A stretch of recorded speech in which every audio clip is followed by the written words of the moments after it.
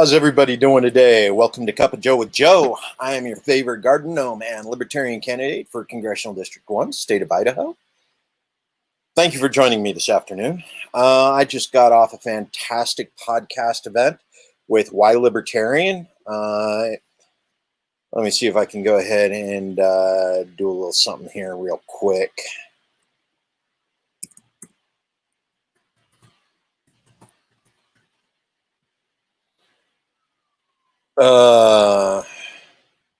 Helps if I actually spell it right, right?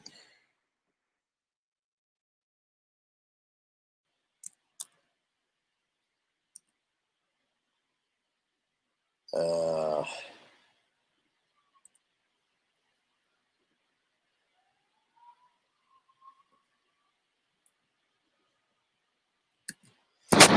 for those of you that are interested, you can go ahead and pop on over to his site here. And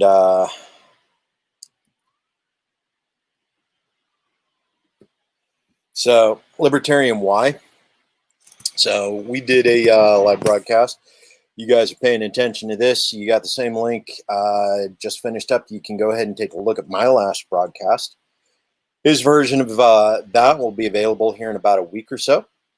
And I think it's good material because it explains a lot about my personal journey from where I came over the last 6 years into the Libertarian Party and why the libertarian philosophy is so important to me, especially as I run for Congress right now.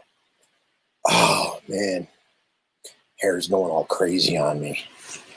Starting to look all libertarian Jesus on this. So, what do you guys care about today? What do you want to talk about? Because that's what I'm here for. I want to hear your thoughts. I want to hear your opinions. So we have an exchange of ideas as far as how I can best represent you when you elect me to Congress. Because you do want me in Congress, right? You do, believe me. There is no one else that's going to be interested in active ungovernance on your behalf in the United States Congress like I will be. So, talk to me, folks. What do you guys want to hear about today? What are we talking about? Yeah, so Indigenous Today, Indigenous America Today. Let's go ahead and talk about that. Yeah, federal holidays. It's a statism. Why are we celebrating anything on a federal holiday, especially that guy? Because we all know that guy didn't actually accomplish anything. He's an urban legend, urban myth, modern American. Well, he's not even modern American. He's an immigration myth of American historic culture. You know, the stories that were told about him when I was growing up, the history books, they weren't accurate. Matter of fact, they were deliberately created in order to integrate what at the time was a marginalized community here in America, mainly the Italian immigrants. They created a legend, they created a myth around him, then made them feel welcome, made them feel part of the American mythos, which is really sort of bogus, because simply the fact that they made it here to America as immigrants, they were Americans. They were part of the creation of America.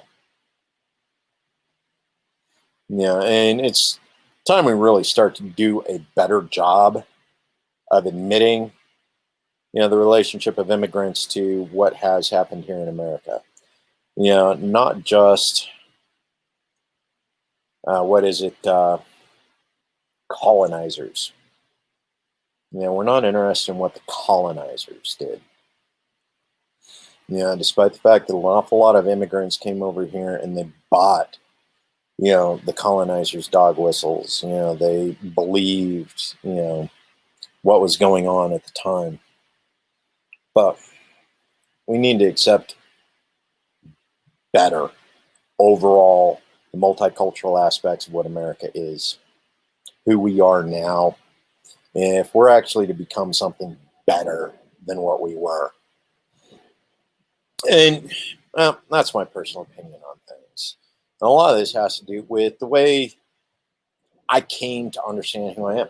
So let's talk about this. I did a trip to Iraq. Okay, United States Army military veteran. 4 combat tours, 3 in Afghanistan, 1 in Iraq. Now, the interesting thing when you're involved in doing intelligence analysts in Iraq is not a monoculture. It's not. You got an awful lot of different heritages, histories, religions that all exist within Iraq, especially within the area that we were operating in up north along the Sinjar Mountain. You got, and the reason why is because that's up there in Kurdistan. Okay.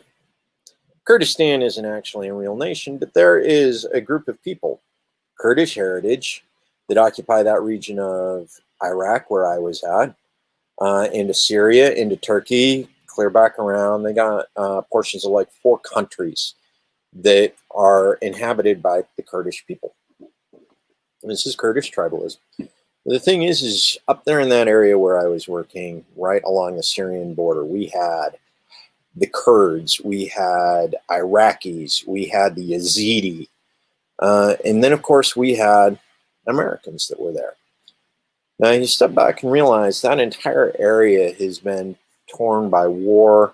You know, Alexander the Great went through that region at one point, you know, so you got heritage, you know, that dates back to Greco-Roman times, you know, pre-Roman.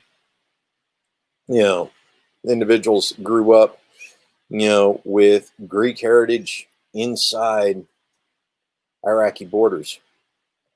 And then, of course, you got the Sunnis, you got the Shiites, the Yazidis themselves have their own religion. But you start taking a look and you realize this multicultural diversity, you know, that went on in that region of Iraq.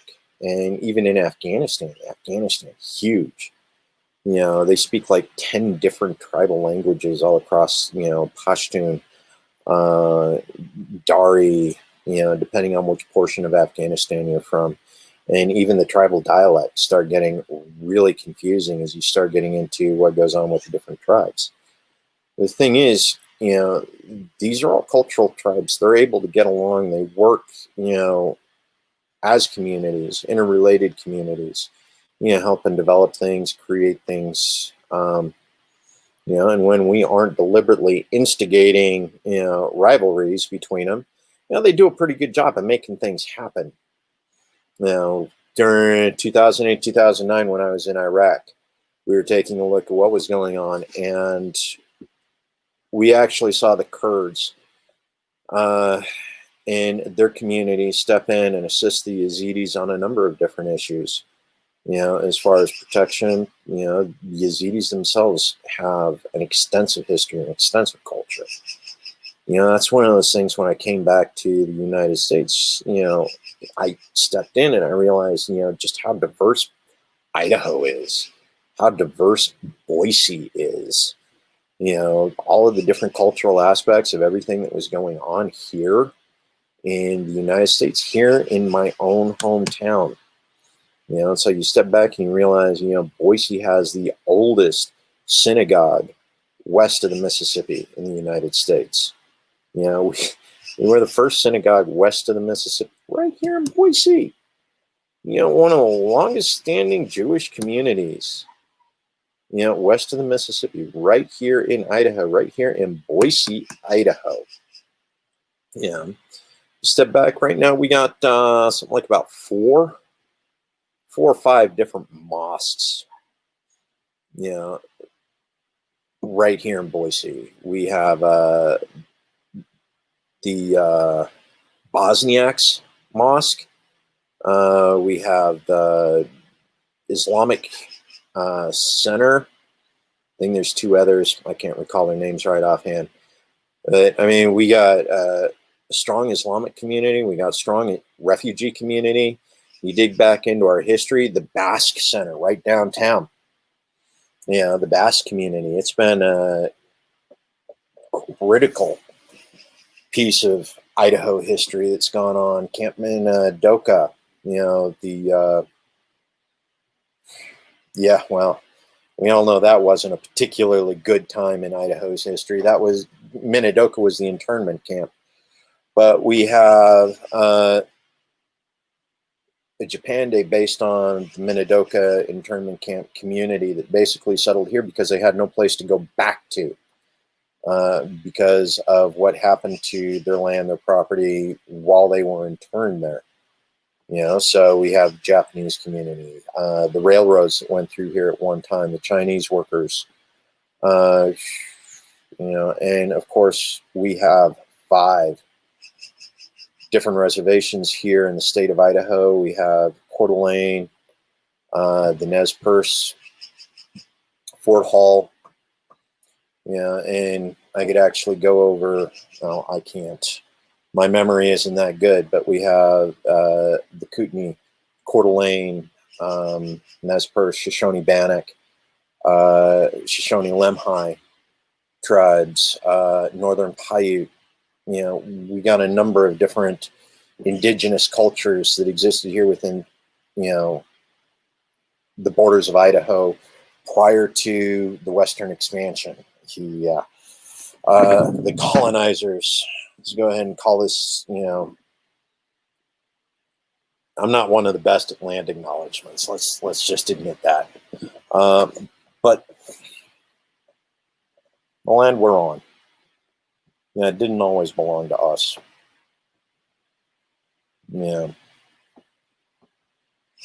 And it wasn't taken fairly. It wasn't. Something we got to recognize. Now, how do we go about restoring it? That's complicated. Really, really complicated. I got some ideas.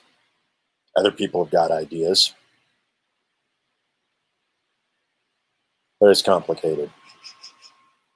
I'm not sure exactly what's going to be the winning solution, what's going to be the winning idea as far as land back opportunities and exactly what the intent with that land is once it does go back.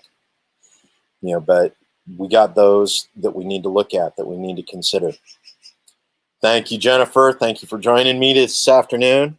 I realize this is my second video today. You guys were watching me earlier talking on, why libertarian? Why am I a libertarian? Of all the different political values I could identify and, all the different varieties of libertarians that are out there. Are you Mises? Are you Hoppian? Are you Friedman or Hayek? Who's your libertarian ideal? Who? Now, that was the old discussion. So, come on, folks, talk to me. What do you guys want me to rattle on about today? Because I know Columbus Day, Indigenous Day, is not something I'm a real big fan of.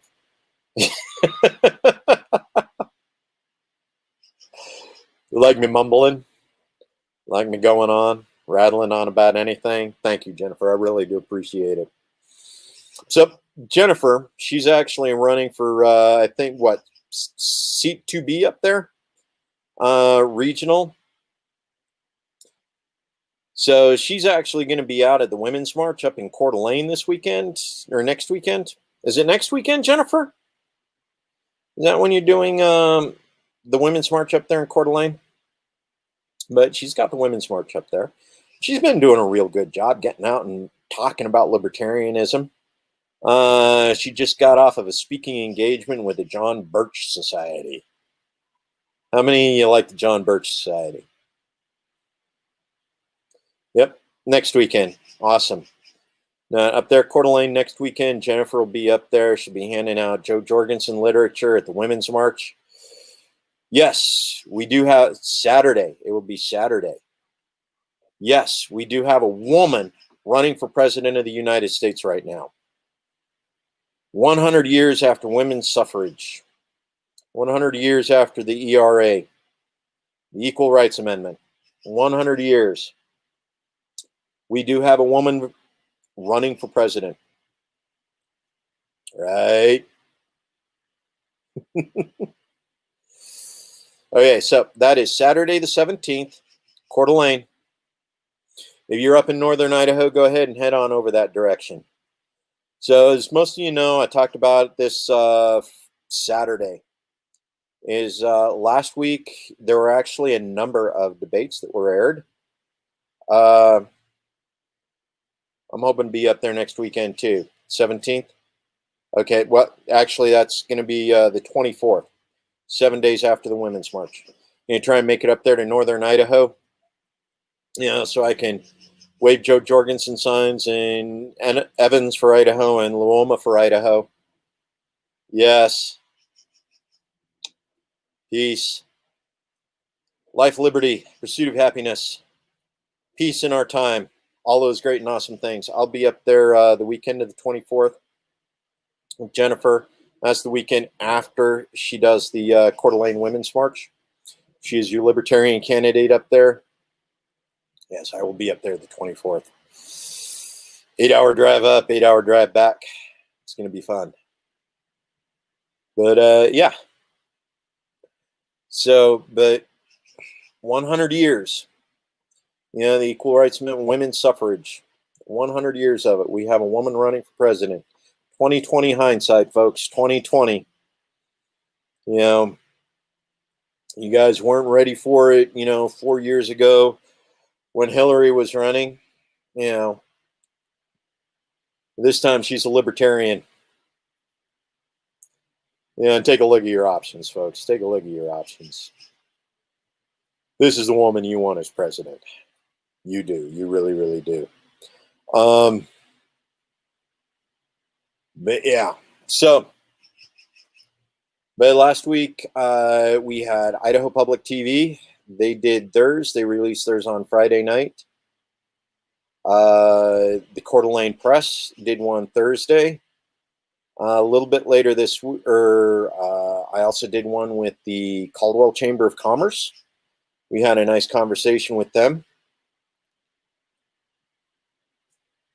Unicorn costumes. Who wants ponies? Who wants ponies? Yes. Here coming up next week, I'm actually doing an interview with Channel News 8. They're going to have their interviews with the CD1 candidates.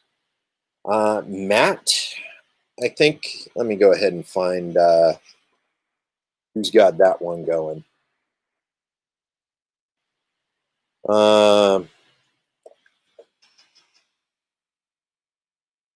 Yeah, give me a moment.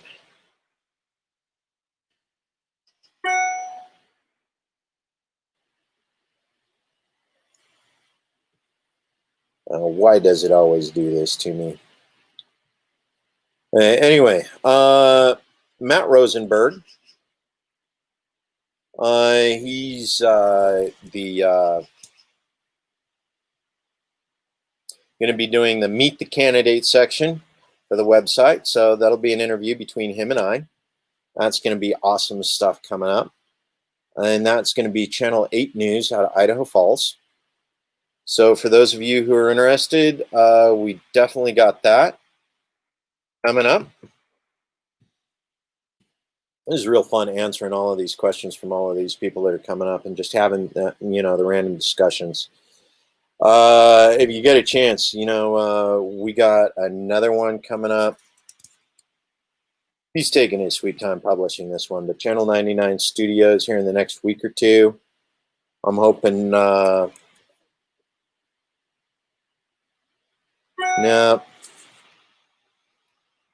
He's still taking his time getting that up. But yeah, definitely looking forward to coming up, Jennifer. We got good stuff coming up, folks. Just tune in, stop by, ask us. I'm not afraid to answer questions. I've done my best to be transparent about my views on an awful lot of things. I recognize that a lot of people aren't quite ready for where I want to be. And I recognize that. I don't want to cause trauma. for an awful lot of people in the pursuit of my goals. Because I know a lot of you aren't ready to go from where we are to where I personally want to be. You know, we got issues, you know, there's an awful lot of people out there that aren't comfortable with the delegislation or the descheduling of marijuana. Yeah, I recognize that. Yeah, I want to be, you know, I hesitate to use the word pragmatic, you know, on some of these issues. Yet some of these issues are very important to me, and I'd like to see things done in a way that facilitates and makes things easy and comfortable.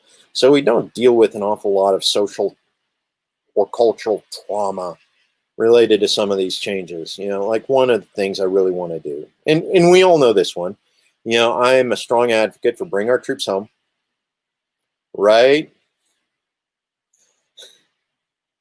Right? A pragmatic libertarian. That is so weird. You know, but I'm a strong advocate for bring our troops home. I believe we can bring our troops home on day one. Absolutely. You know, I believe most of America is ready for us to bring our troops home on day one. Got it. You know, let's make that happen. You know, I think we can fix the crime bill. You know, we got an awful lot of people in prison right now for nonviolent crimes that shouldn't be there. They definitely shouldn't have been there in for as long as they are. You know, we need to get them out of prison. Now, there's ways to do that. There's ways to make that happen. You know, there's ways that we can make economic sense of an awful lot of the changes in the world, you know, with regards to, say, legalization or decriminalization of marijuana. We can, you know, fix an awful lot of the financial issues right now. You know, one of my counterparts, Mike Crapo, he sits on the Banking Commission. You know, he's gotten in the way of making banking for the dispensaries, you know, a feasible option. You know, he's still getting in the way of that. You know, while I understand it, his reasons, I don't agree with him. You know, but yeah, that's what politics are about. It's about finding those areas where you can make compromises and make things move in the direction they need to start moving. You know, a lot of people in Idaho aren't ready for it. A lot of people are. I'm running because I feel comfortable that more people in Idaho are ready to see it happen. You know, 76% of Idahoans right now are ready for medical marijuana in the state. So why hasn't it happened yet? You know, are we going to make it happen this year with our legislation, with our legislators? No, probably not. But you elect me to Congress, you know, we can get it decriminalized across the United States, and that's going to make it a lot easier to make legalization happen here in the state of Idaho.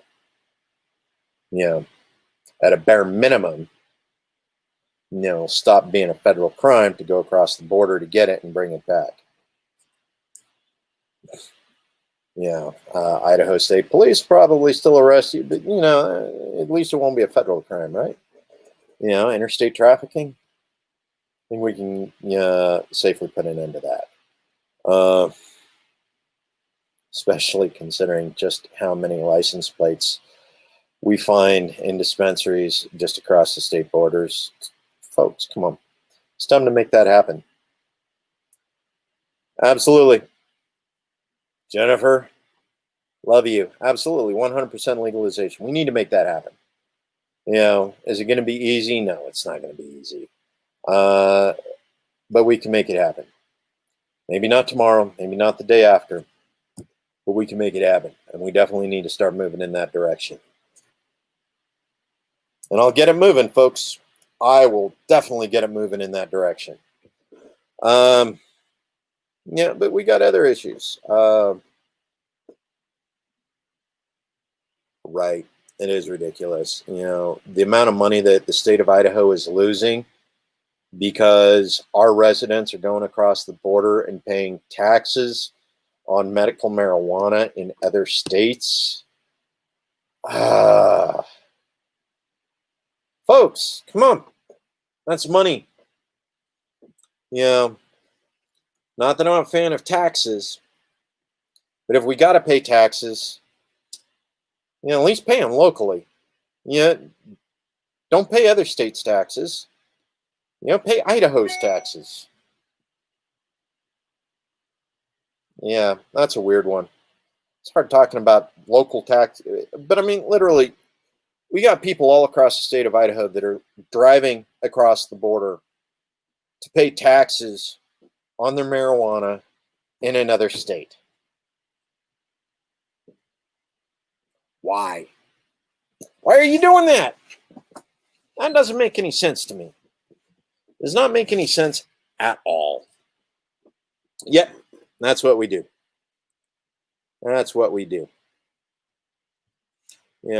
Let's do something to fix that, folks. Let's do something to fix that. What else do we got? Immigration. I've talked about it a couple of times. You know my deal on immigration. One of the things, deported veterans. How many of you are aware that we are deporting veterans? We have sent immigrants seeking citizenship here in America to fight our wars in Afghanistan and Iraq, and we bring them back so that we can deport them. In some cases, to countries that they haven't seen since they were born. I mean, could you imagine being born in Syria 25 years ago? And your parents came to America, came to the United States, and your path to citizenship led you to join the United States Army. And then you go over to Iraq or Afghanistan, and you fight for America over there. And you come back to the United States with your post-traumatic stress injury, and you seek a means to cope. Only your means of coping isn't legal in the state you decide to choose as your state of residence. The next thing you know, you're on your way back to Syria. You don't even know the language, man. Because your parents haven't spoken it since the day you were born. How is that fair? How is that fair? Especially for nonviolent crimes.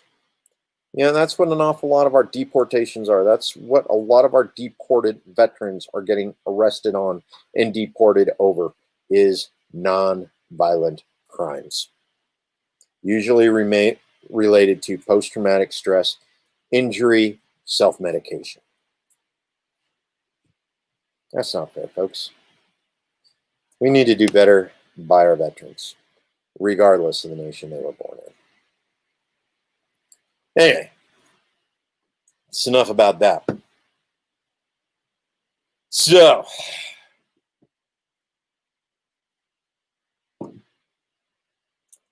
running low, right?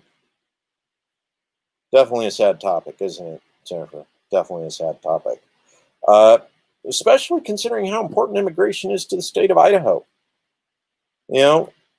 We have one of the most successful refugee communities in the United States. Our International Rescue Committee has been helping relocate refugees in the state of Idaho, at a proportional amount, since the Bosnian refugee crisis. I mean, that's how our Bosnian mosque, our Bosniak mosque, got built here in Boise. Was the International Rescue Committee helped integrate refugees from around the world, clear back in, the 80s. Well, even before that. Reason why is because we have a strong Vietnamese population, Vietnamese refugees that come here.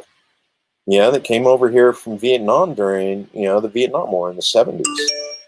So we have a long history of helping refugees resettle here in Boise. And if you're actually paying attention when you drive around, you know, it's interesting because this is one of those places where we don't have, well, ever since we started gentrifying Garden City, because Garden City used to be, the Oriental part, the Oriental Gardens. That was a big attraction to Garden City at the time, was the Oriental Gardens down there because of our Japanese and Chinese, immigrants that settled, back when we segregated. Um, you know, but yeah, we got to work together. We got to work together. All countries, all nations, all cultures. We're all still American, first and foremost. Those people who come here, they came here because they wanted to be American. You know, they still want to be proud of their heritage, just like we do, whether it's Scottish or Irish or English or French or German. I got a lot of German heritage, on my side. There's certain want to reach back and, this is my immigrant culture. This is, who my family was. We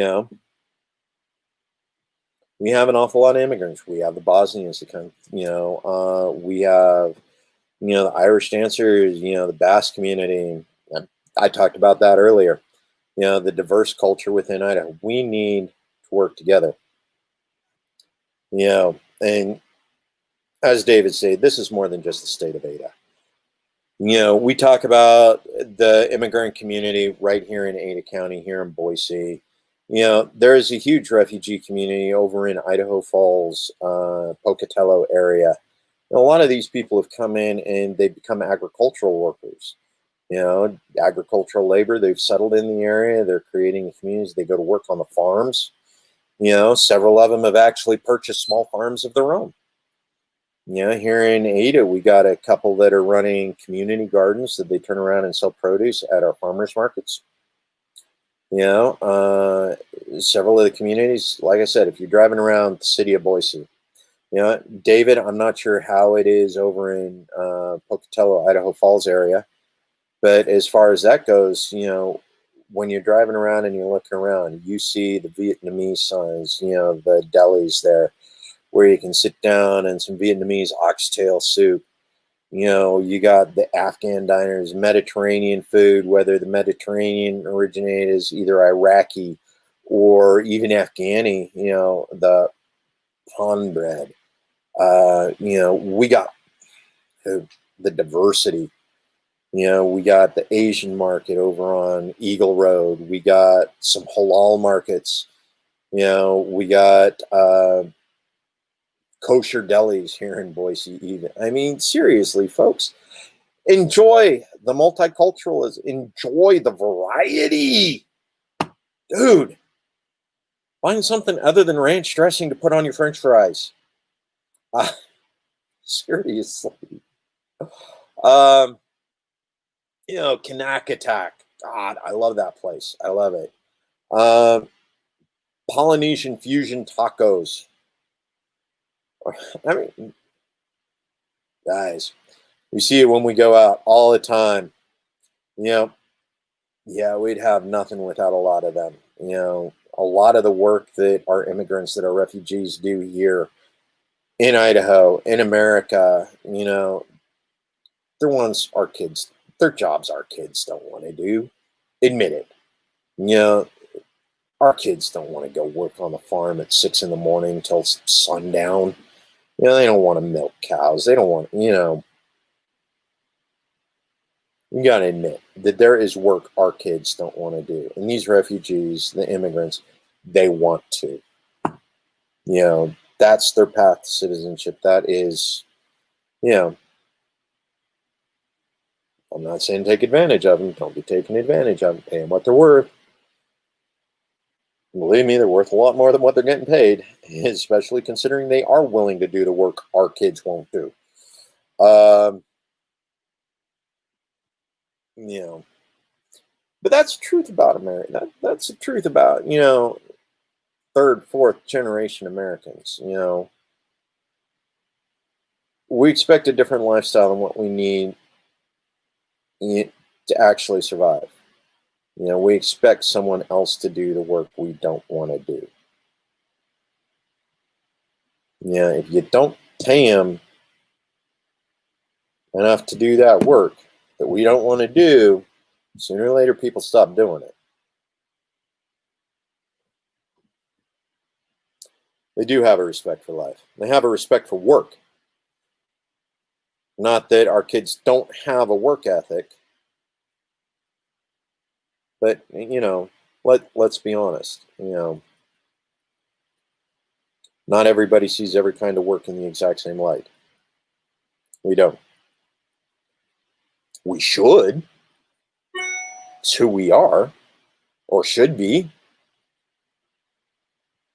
You want to work, you want to live, you want to eat, you should be willing to do a little farm work.